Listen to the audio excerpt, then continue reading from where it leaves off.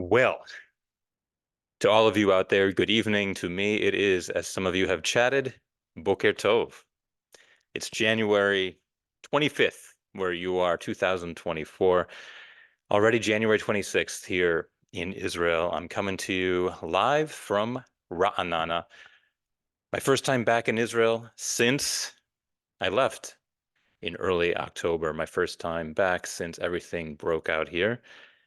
And I'm really thrilled to see you here. And if you're worried about my health or state being up at 3 o'clock in the morning to talk to you, don't worry. I'm jet lagged out of my mind. So I feel like it's 8 o'clock Eastern time for me as well.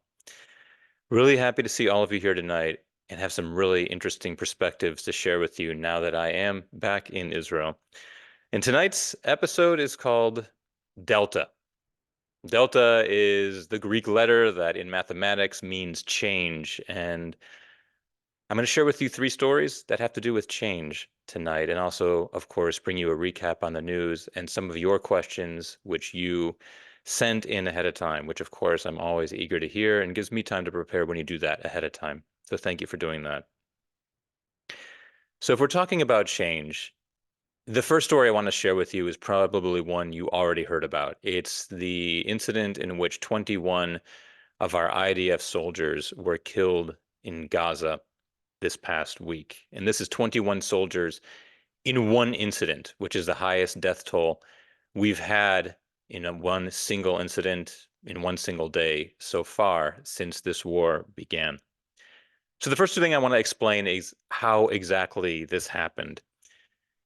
This was actually very close to the Israeli border in Gaza, from what I heard, about 600 meters from the border. This is where that happened. And what these soldiers were doing is they were laying explosives into a building to blow up this building as part of a larger effort to do something which, in my opinion, Israel should have done a long time ago, but which had not, is to set up a 1 kilometer buffer zone between the Israeli side of the border and the Gaza side of the border. Now, you might ask, what was there until now? Wouldn't it make sense that we'd have a buffer zone? Well, technically, we did have a buffer zone. We had about a 300-meter buffer zone. So this new kilometer-long one would be over 3 times as long. We had a 300-meter kilometer zone. However, Gazans were allowed to farm in this buffer zone. And it also wasn't very well enforced. There were numerous reports of Gazans coming up to the fence, approaching the fence where Israel exists, even before all the lead up to October 7th. And it just nothing was ever done about it. And in terms of why, I think it was the Israeli reliance on our superior technology, our superior military, plus that failure of imagination I spoke about before, that Hamas would actually do something. So even though we had a 300-meter buffer zone, it was as if we really didn't have anything at all. But now Israel has decided to create a 1 kilometer buffer zone between our fence and their fence, which means what some politicians and army officers are saying, that this would be an open fire zone, meaning the instant you step inside, you are a legitimate target and we would shoot you down.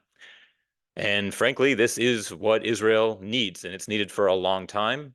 It's one of those things that in retrospect, we look back and we wonder, how did Israel never have a buffer zone like this before? But alas, this is what these soldiers were doing. So they were 600 meters from the border, attempting to blow up a building with dynamite, wiring it so that it would be removed as we clear out this buffer zone. And as they were wiring the building with explosives, there was a tank nearby that was pointed at another building. And Hamas militants fired an RPG, rocket-propelled grenade, at the tank, injuring 2 of the soldiers, shaking the tank, and the tank fired. And when the tank fired, it set off a chain of events that exploded all of the dynamite and all the explosives these soldiers had set to blow up the building. It exploded it early. So essentially, this building collapsed while all of these soldiers were still inside it.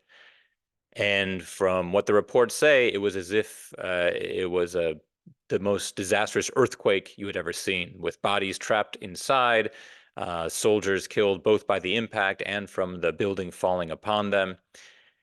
And so it really was one of those disasters and one of those memorable moments that we, I think, are going to look back upon as a possible moment of change. It reminds me very much of something that happened in February 1997 called Ason Hamasokim, the helicopter disaster. And I do believe I've spoken about that before, but I'll briefly talk about it again because it was such a pivotal event in Israel's history.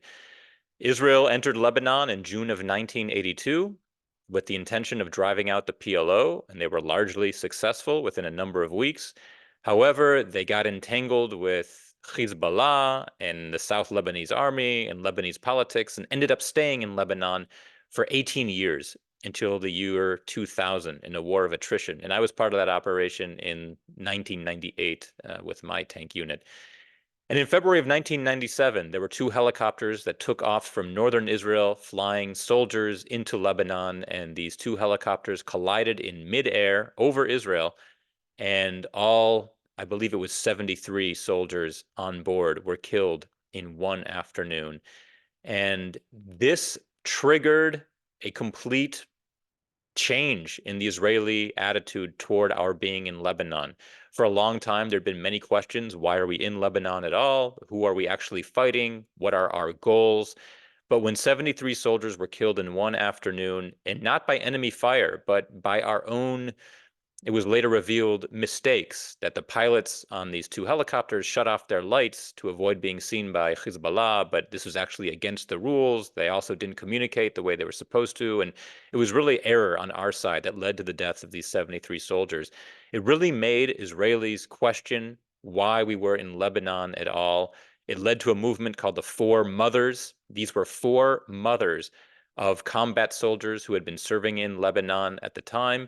And we also recognize the name Four Mothers from the four mothers of matriarchs of the Jewish people, Sarah, Rebecca, Leah, and Rachel.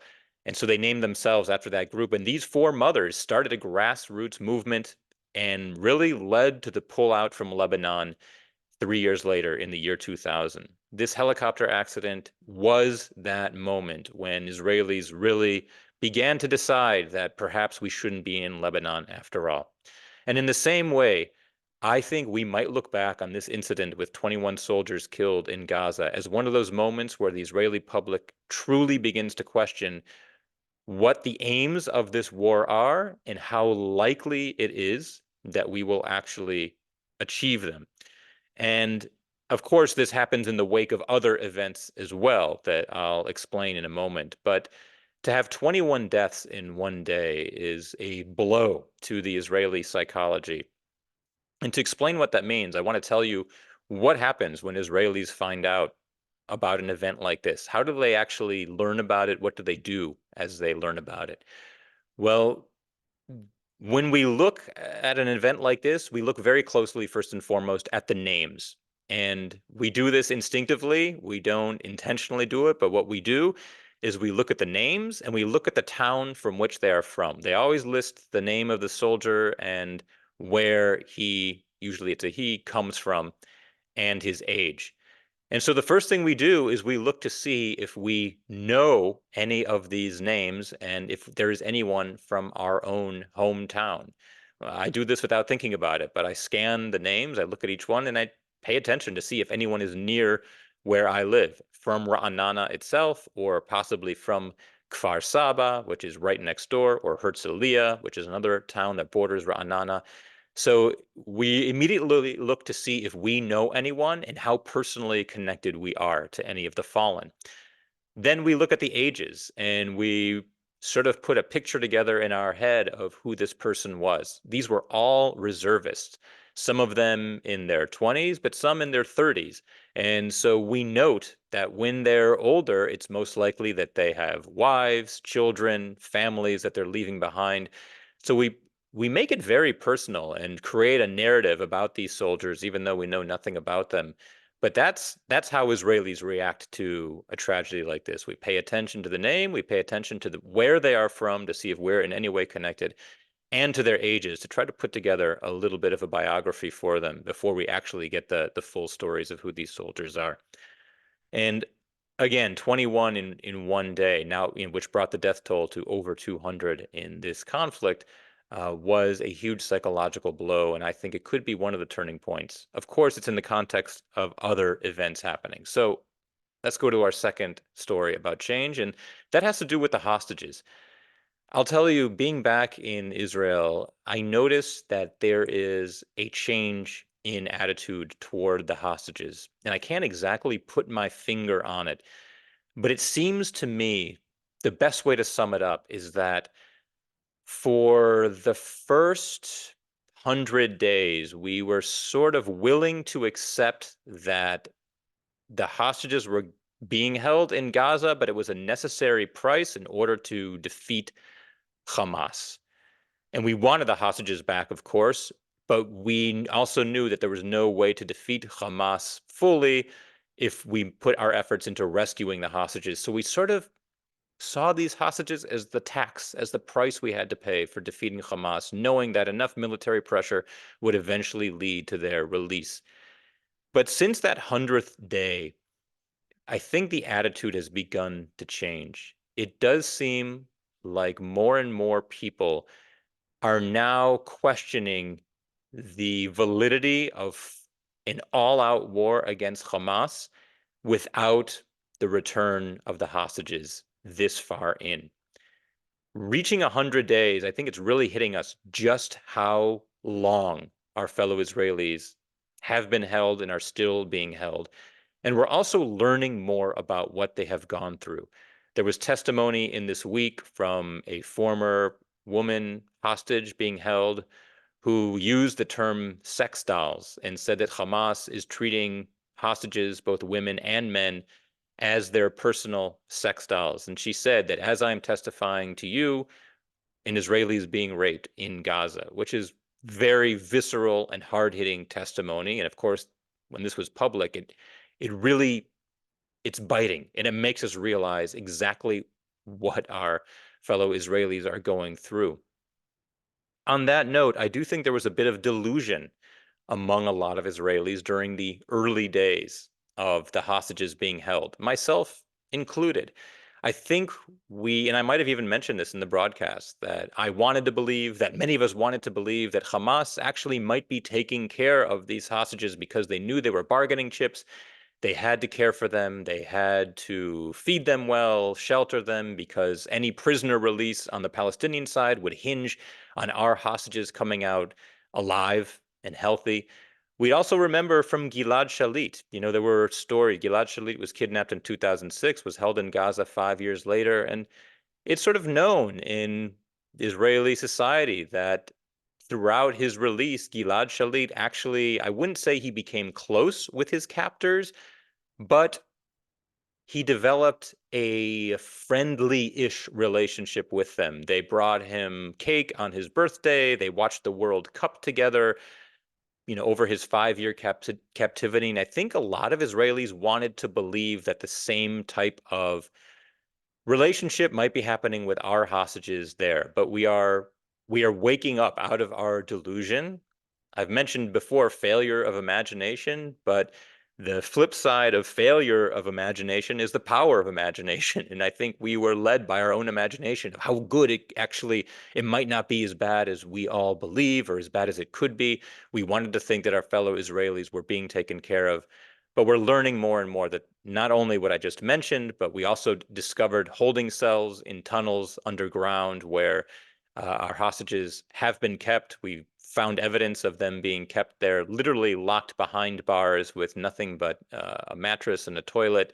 We don't know if they were alone or if there were many in these cells. They found drawings from Israeli children there left behind. So we know that they were actually held there, and they've since been taken away and probably brought to other tunnels underneath Gaza. But the more we learn, there's starting to be a feeling in Israel that we may have abandoned our hostages by allowing it to go on this long.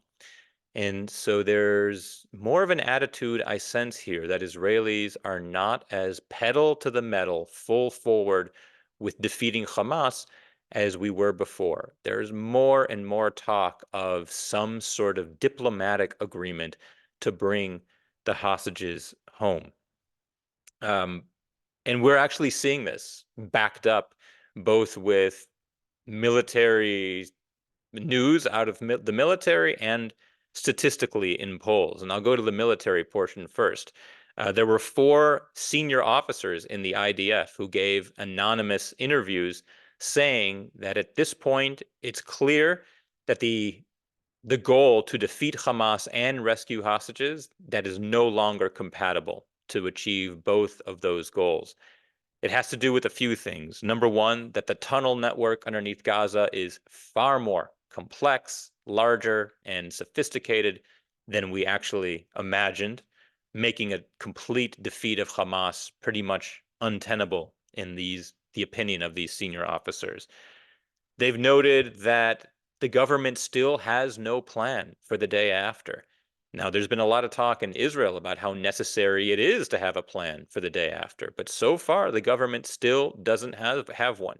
As I've mentioned before, Netanyahu has repeatedly canceled meetings and discussions about day after plans, and without some sort of day after plan, it's more difficult for the army to fight. Because what these officers said is that the army literally feels handcuffed. They don't know what sort of short-term tactics to implement and what to do with their captured territory if they don't know what the long-term plan is.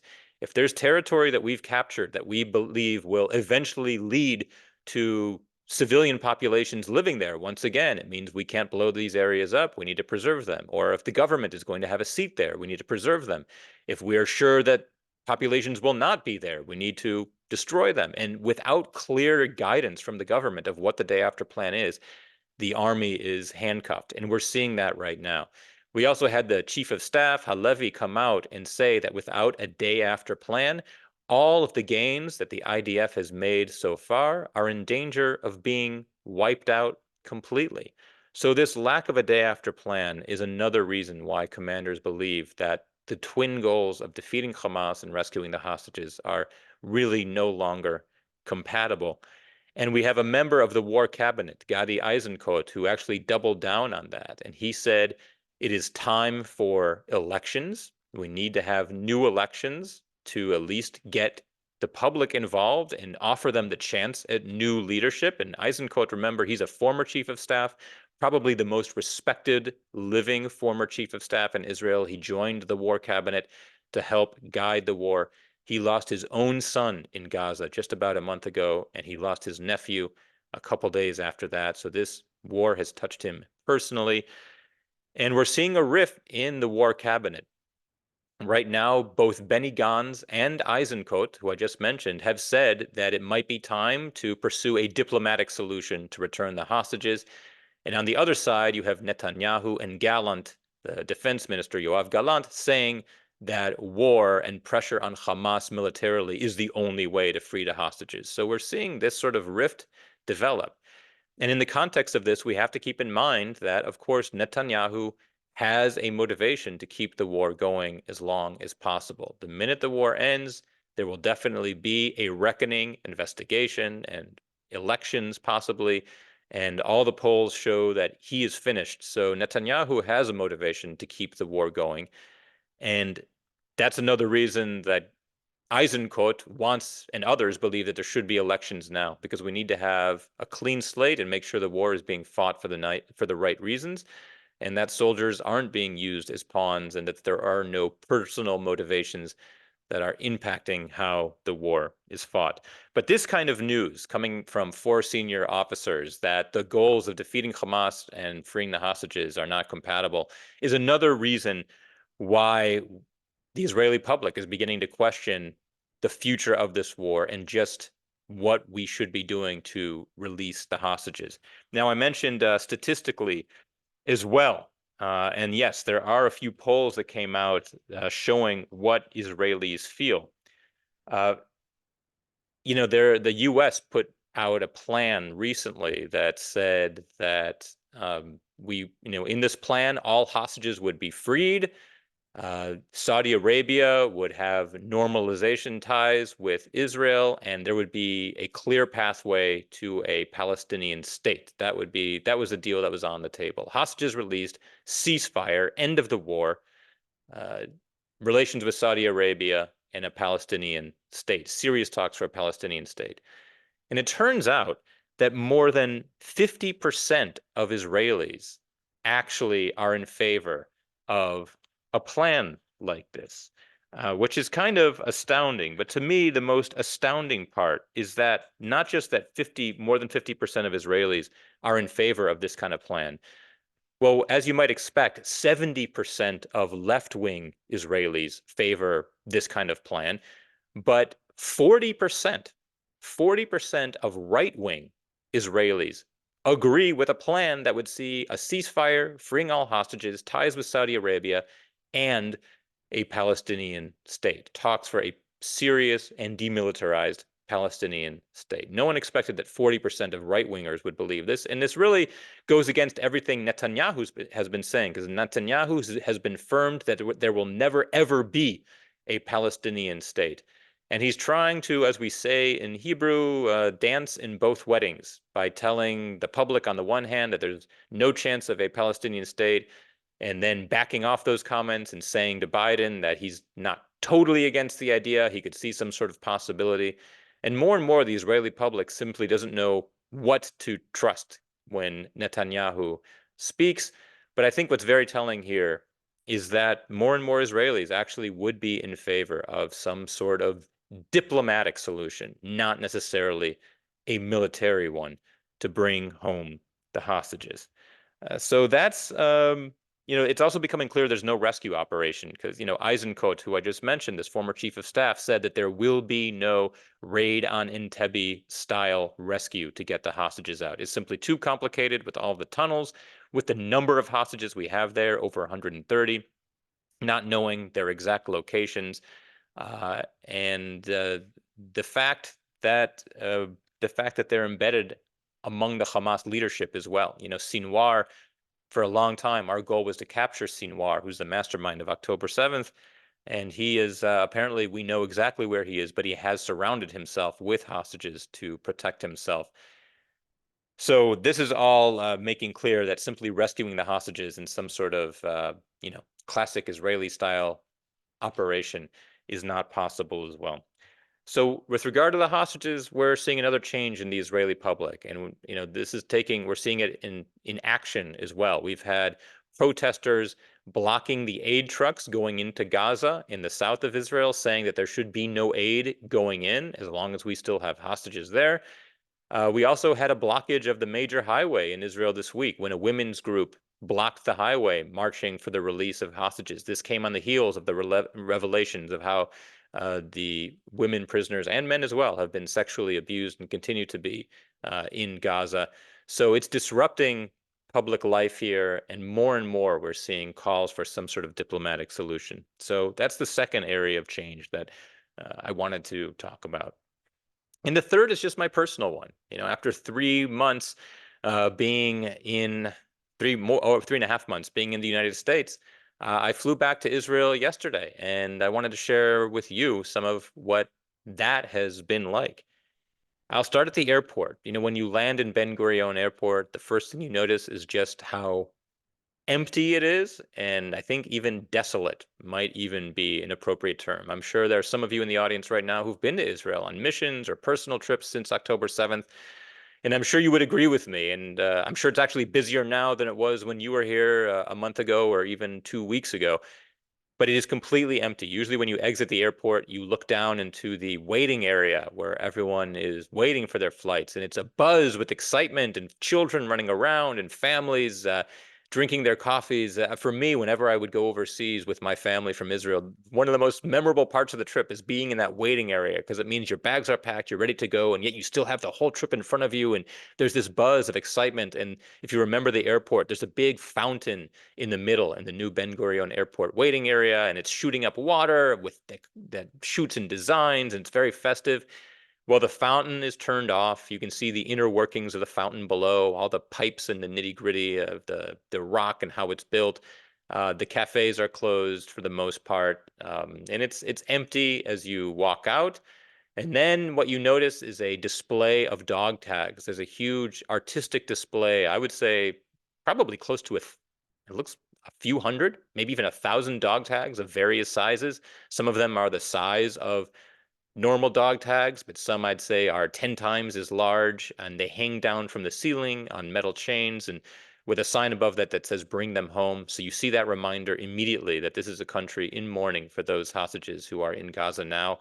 And then as you walk down the ramp toward customs and passport control, they have pictures of all of the hostages who are still in Gaza. And a lot of these faces we recognize. They have almost celebrity status by this point because we've seen them in photos and in short video clips, and we know them by name. Um, but still, walking past those photos, it's shocking to see how young some of them are, the children, but also those in their late teens and 20s. I mean, just how young they are and being held in Gaza. And then you also see the older people in their 70s, their 80s, and you just ask yourself, what kind of world are we living in where 70s and 80-year-olds are taken hostage and it's over 100 days and they are still there. And you see this hostage awareness everywhere else. You see billboards around the country that says bring them home and and signs, and if you drive through a town and there's a hostage from that town, as you enter the town you might see a poster with that person's photo and name.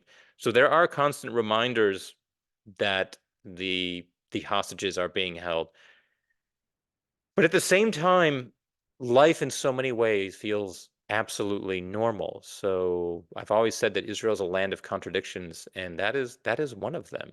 Is if you walk around my town of Ra'anana, you really wouldn't know. You wouldn't know from the vibe of the people, the conversations you overhear, the energy of the people really feels no different. If I didn't know that there were a war going on and hostages being held, there's nothing in the manner of behavior or the way people speak to tip it off. It feels eerily normal.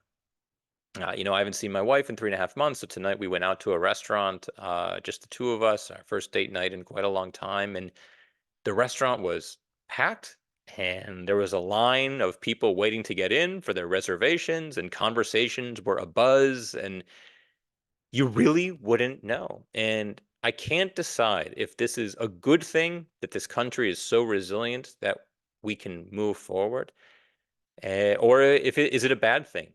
Are we beginning to forget? Is it becoming less salient for us that we're able to go on with our normal lives while the hostages are still there?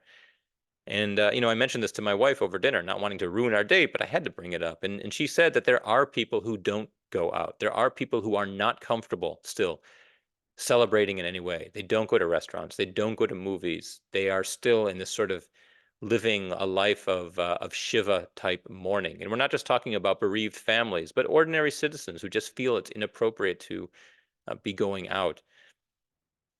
I don't know. I'd be curious to hear what you think. You can always email me. I'd love to hear what you have to say. But it's both a testament to how resilient the people are, but also it does bother me.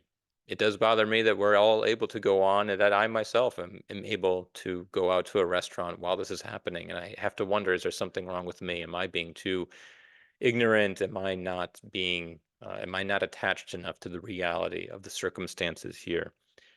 But I think that's my big takeaway is just how normal life feels. And I don't think I was ready for that. When I was away, I would always ask my kids, but what's the mood as you go around town? What's the vibe? And they would say it feels normal, but I was sure that you could feel it as you walked around.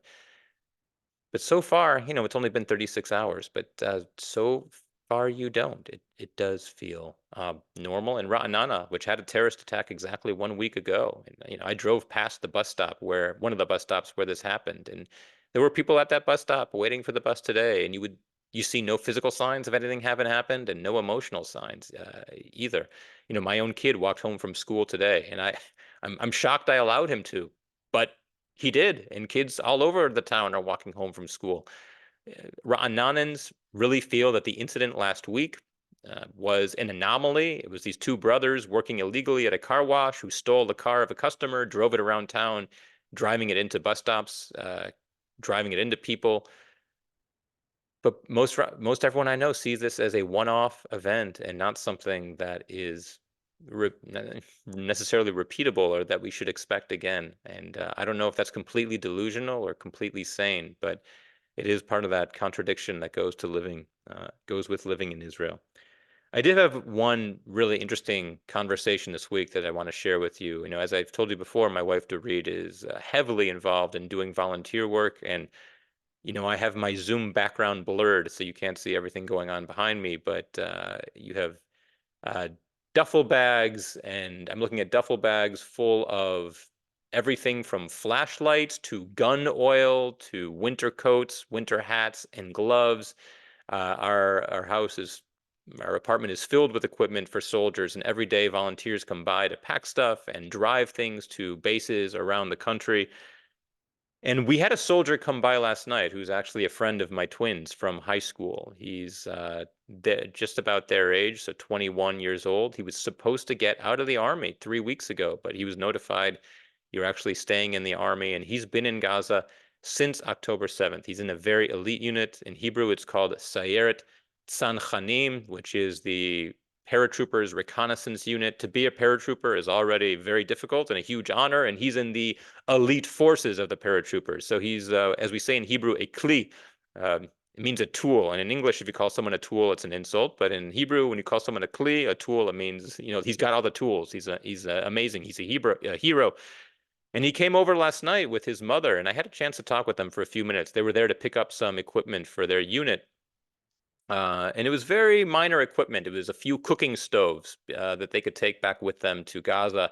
He's home for 4 days. What he'll do is he'll go for a month and then come home for 4 days, stay at home, get some rest and relaxation, and then head back. And I was able to talk to him a bit. I asked a few questions. First of all, I asked him, logistically, what's your day like? Where do you sleep? I was really curious. Where are they sleeping in Gaza? And he told me that they sleep in the houses of Gazans. And I said, do you have beds? And he said, no, the way it works in their houses is that only the parents sleep in a bed and the children typically sleep on the floor, on a rug or a mattress. And so they're sleeping, two people, one person in the bed of the parents, and the rest of them on the floor on either the mattresses that they have there, which he said is gross. It's kind of magil, he said, to sleep on their mattresses, but we do it anyway. And they have their own sleeping bags. So just logistically, I was really curious, like where they're sleeping, and for this unit exactly. I'm not sure it's true for everyone, but they are sleeping in the houses of Gazans there in their sleeping bags. And in his case, his sleeping bag had been soaking wet, so we gave him a new sleeping bag that someone had donated, and he was overjoyed. And I actually posted a video of this on my Instagram page and Facebook, and I think it's up there now if you want to get a look at him. I thank him, and I also thank his mom, but I talked to his mom as well, and I said, I didn't want to get too personal and take up too much of their time, but I asked her, "Are you sleeping?" And she said no. And I said, tell me the truth. Are you sleeping at all? And she said, I'm not sleeping at all. My eyes might close for a few minutes here and there during the night. And then she elaborated. She said, not only am I not sleeping, but I have constant fears of hearing a knock on the door. And every Israeli knows what you mean when you say the knock on the door. It's the sound that every Israeli parent dreads, the doorbell ringing or the knock on the door in the middle of the night, although not necessarily the middle of the night, but I guess in the worst of nightmares, it's the middle of the night, and opening the door and seeing an officer from the Israeli army standing there to deliver, the horrible news. And she told us that their neighbor in their apartment building got a new laundry machine and a new dryer. And a couple nights ago, they installed this new dryer, and as the dryer was drying the clothes, it would make a clicking sound. And all night, she thought it was a knock on the door. She kept waking up from what minimal sleep she was feeling, being sort of delusionally thinking that this was a knock on the door. And this is how Israeli parents live. And she seemed fully functional when she was over here, but she told me she's not sleeping, and that for as long as he's in Gaza, she probably won't. But that's, a little bit of a peek into what the soldiers are going through and what the psychology of the people are, specifically the mothers. So how do I feel about all this? What I'm seeing. I personally feel that the country is very conflicted right now. I feel that we're in this gray area where like I said, we're no longer as certain that the military option is the best one. We're feeling that we need to free the hostages. We also know that it's untenable to have Hamas armed and living next to us. And so I think a lot of us are very confused. And I want to give you a few more poll numbers that sort of back this up and show you what Israelis are thinking. These polls come from the Institute for Israeli Democracy, and I actually happened to interview one of the the professors there in my book, Israel 201, and he's a part of all of these surveys. And so I'll just give you some of the numbers. More than 50%, just over 50% of Israelis, I believe it's 53% of Israelis, disapprove of how the war cabinet has been handling the war. And I'm certain that in the first month, these numbers would have been higher. You would have seen more Israelis approving of how the war cabinet is handling the war. But right now, 53% of Israelis disapprove of how the war cabinet is handling the war. And I think what we're talking about is not necessarily the IDF's operations, but more the bickering among those in the war cabinet. The fact that Netanyahu is not allowing Yoav Gallant to meet with the Mossad and the Shin Bet, the fact that you have Smotrich and Ben Gvir, these right-wing extremists, in a way holding Netanyahu hostage with their demands. And I think that's also the mistrust and not really knowing what to believe when some of our leaders speak, specifically Netanyahu. I think that's what the 53% disapproval is alluding to. Just over 50% of Israelis believe that we need to investigate what led to October 7th right now and not wait until the war is finished or the hostages come home, that right now it is time to investigate both the army and the government to see how this happened. Now, at the same time, more than 50% of Israelis believe that it's a bad idea to exchange all Palestinian prisoners for the Israeli hostages. So at the same time that we're saying we disapprove of the war cabinet, we're also saying that we do not approve of a prisoner exchange in which we would release all Palestinian prisoners for the Israeli hostages.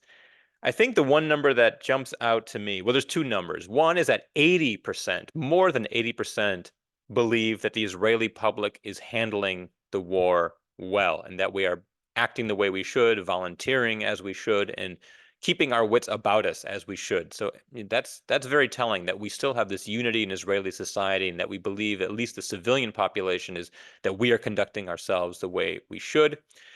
And like I think I mentioned this before, but I'll say it again. More than 50% of Israelis would back a U.S. plan that would see the freeing of the hostages, normalizations of Saudi Arabia, and some sort of Palestinian state. So, more and more we're beginning to think of this day after, even if our leaders are not. I want to quickly, before I get to your questions, go over some of the other news that's worth mentioning, and I'll do it very quickly.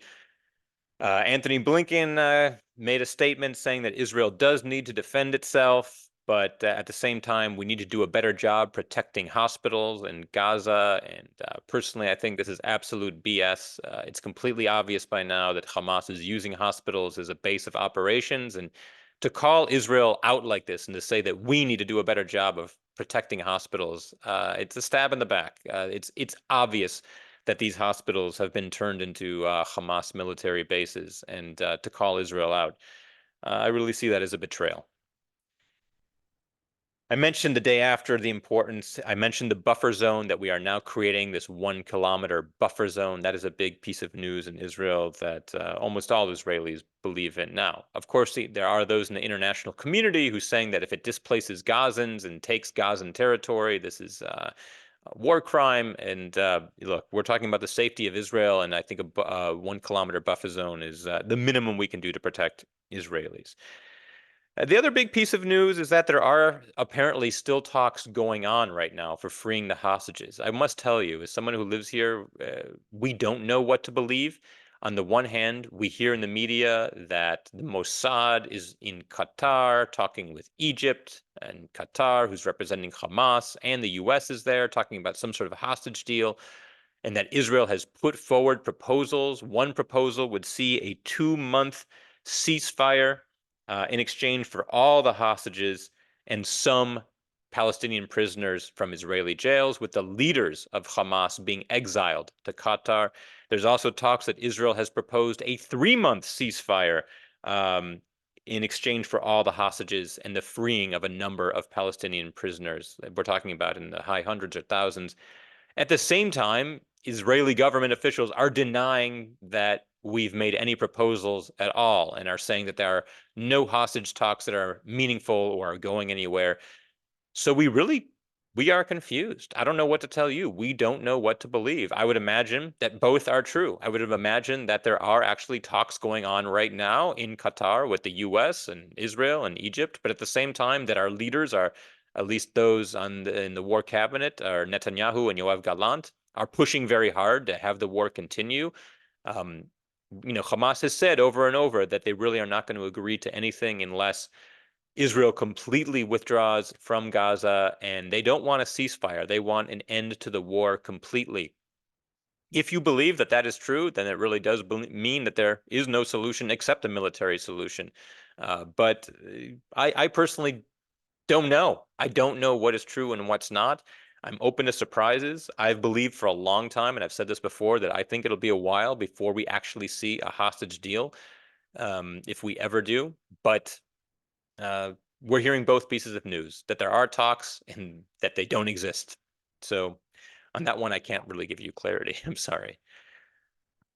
I do want to get to your questions. You have some amazing questions, and I'm going to start with the ones that you emailed in.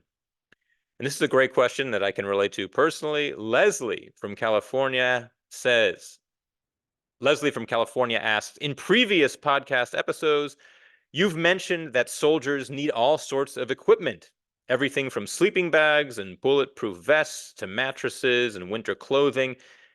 She says it would seem logical that the military would provide this. Why do Israeli volunteers and us overseas need to help provide and fund these military necessities? Well, first of all, Leslie, that's a great question. And I must say, a lot of Israelis are asking the same question. Why is it that we need to provide these things? Where is the Israeli military? Don't they have the equipment? The answer that I know, I've heard a few answers. One answer is simply that so many soldiers were called up to reserve duty so quickly that we didn't have enough equipment for all of them. That usually reserve duty is something that you rotate into and rotate out of, and that we didn't have enough equipment for the massive number of reservists that we drafted. And I want to remind you that we had 150% volunteer rate for reserve duty. So Israel drafted however many 100,000, and not only did they all show up, but another 50% of that number also showed up. So we had so many reservists showing up that I think we simply faced a shortage of equipment. The sad truth is, a lot of our equipment is out of date, and I can speak to this personally. Back when I was in the IDF, I was issued equipment that was torn, that was not top quality. It certainly wasn't new. I'm talking about the combat vests that you wear, the flak jackets, winter clothing that had holes in it. A lot of it is simply a budget issue, that the military expenditure is already so high that we simply don't have the expenditure to keep buying new equipment for everyone.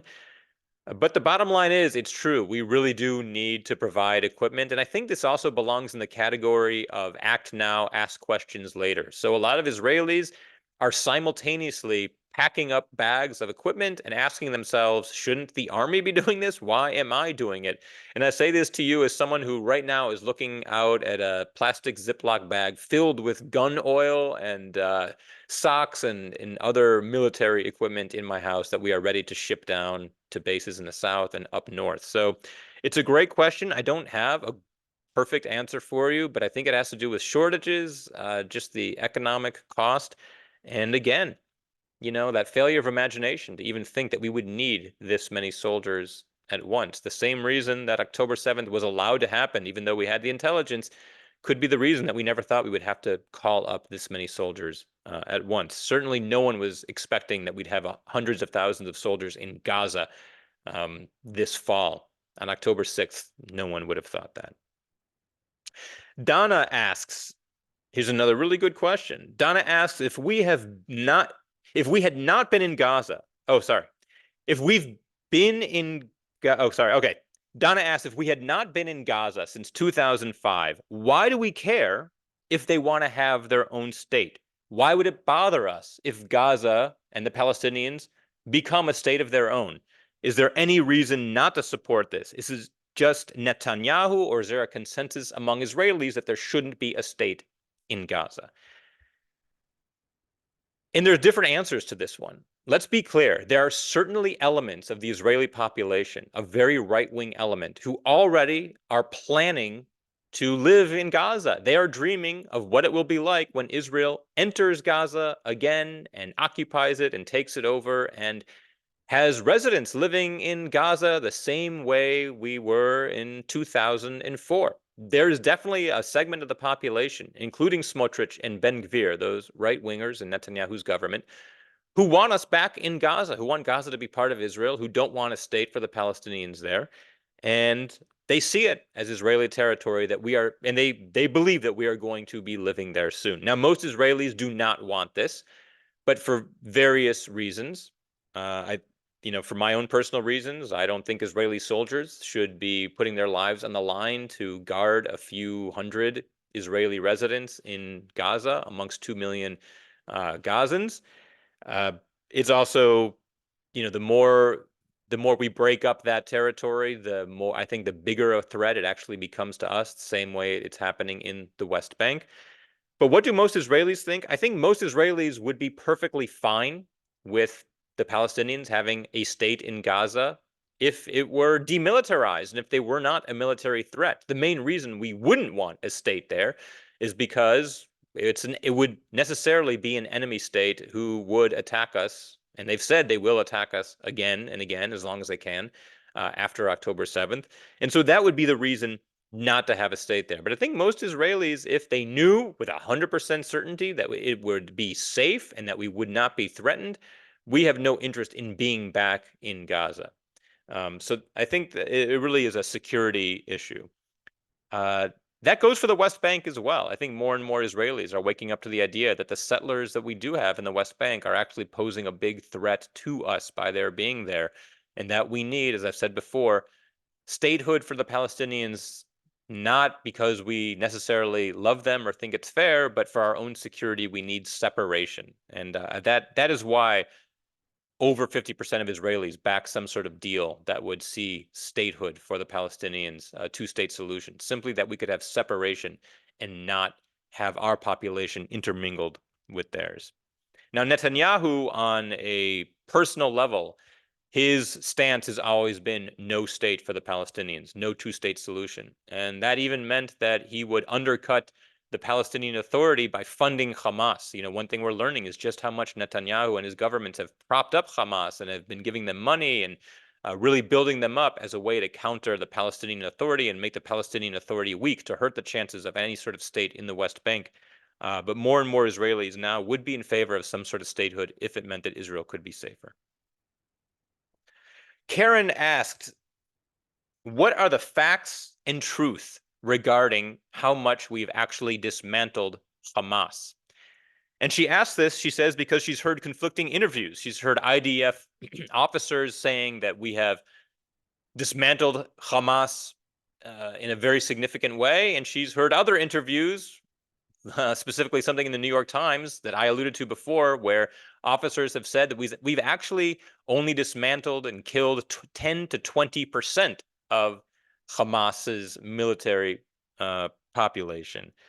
And I think, so you're asking, what are the facts and truth? Well, it does seem that, the goal of dismantling Hamas completely is becoming ever more distant as an actual achievable goal. The numbers I heard is even reported here in Israel in media is that we've killed at most about 20% of Hamas's, 30,000, 20 to 30,000 militants. And the fact that they're dressed as civilians and hiding out in tunnels makes it very hard to dismantle all of them.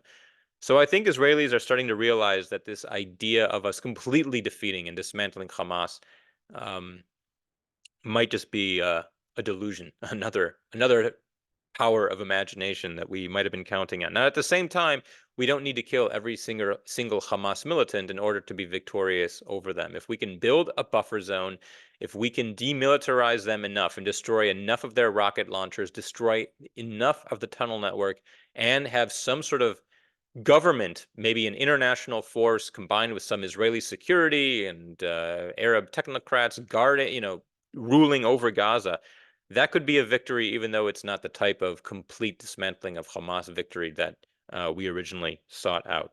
But in terms of the facts and truth, it does seem that right now only 20% of Hamas militants have been killed, and it will be very hard to kill them all.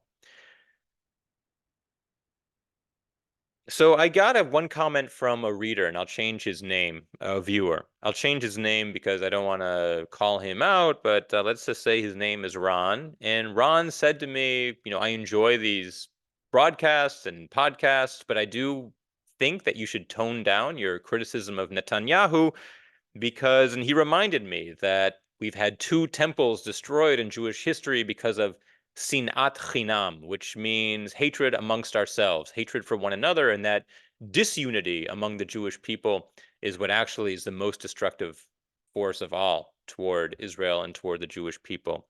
And so, in that sense, he urged me to hold my criticism of Netanyahu, in his words, closer to the vest and not to be so adamant about it. Look, I appreciate that. I understand the idea of not airing dirty laundry in public. At the same time, I see this as a very unique community of people who really care about the fate and future of Israel and who want my opinion, the honest one of how I see things. And you don't necessarily have to agree with it. But what I do want to promise you is that you'll always get my honest take on the situation. And number 2, I firmly believe that we need to criticize our leaders where that criticism is due. And if 90% of the population supported Netanyahu, but I didn't, then you might see me as some, radical with an agenda. But the fact is, 80% of the Israeli population right now does not trust Netanyahu, does not believe him when he speaks, and does not know what to believe when he tells us things about the war.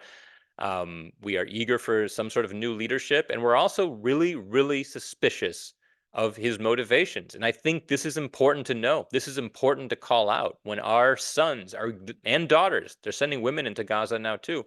When our sons and daughters are going into Gaza, we need to know that the leader is doing it for the sake of Israeli security and nothing else. Not to stay in power, not to avoid going to trial, no other personal motivations. And many, many Israelis are unhappy with Netanyahu's leadership.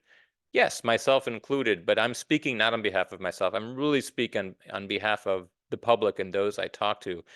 And I think that will make Israel ultimately stronger. So I see your point of sinat chinam and not criticizing for the sake of criticism. But there's really, if we want a strong Israel and we want our sons and daughters to be safe in Gaza and we want the hostages to come home on the right terms, we need to believe in our leadership and in our leadership that tells the truth. And I hope I don't lose you, Ron, as a participant and subscriber, but I am going to continue speaking the way I speak. And again, this is a great place for you guys to chime in and email me what your thoughts are on it. Certainly, when I started this 15 weeks ago, my intention was just to bring you sort of the facts from the Israeli side, and it's becoming more opinionated as time goes on. But that's also what's making it more meaningful for me. Here's a great question from Naomi. Naomi said, I heard that Gans and others are opposed to the recent budget because it didn't call out the right wing for their activities. Can you explain what is meant by that? Yes. So in the recent budgets that were proposed, and a budget was passed, but in a lot of these budget discussions, one of the big criticisms from Gans and others was that funding was cut from many ministries, the education ministry, the Ministry of Health. Apparently, they're closing the Ministry of Diaspora Affairs, which I think should be worrisome to those of us who have roots in the diaspora and live outside of Israel. But what they are not defunding are some of these right-wing policies, programs, like expanding our building in the West Bank. Still, we are not cracking down on Jewish settlers in the West Bank who are being violent against Palestinians.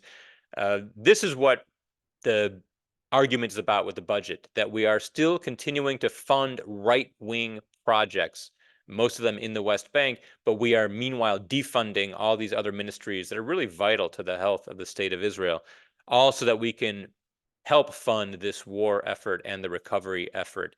And the belief is that Netanyahu is not cutting funding because he needs these right-wing extremists in his coalition in order to stay in power. So that's why Gans and others were opposed to the budget. They think if things should be cut, they should be cut everywhere, and that pet projects should still not receive funding while everyone else is being cut.